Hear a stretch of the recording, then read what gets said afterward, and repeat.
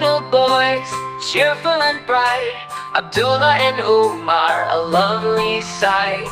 One day Abdullah ran in with cheer.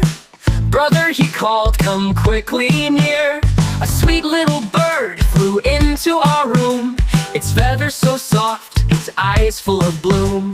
I shut the door, it's safe inside. Let's catch it now, he said with pride.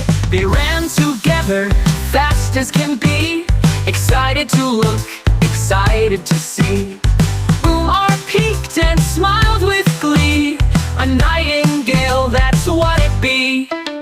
In our big garden, trees grow tall, birds of all colors come to call.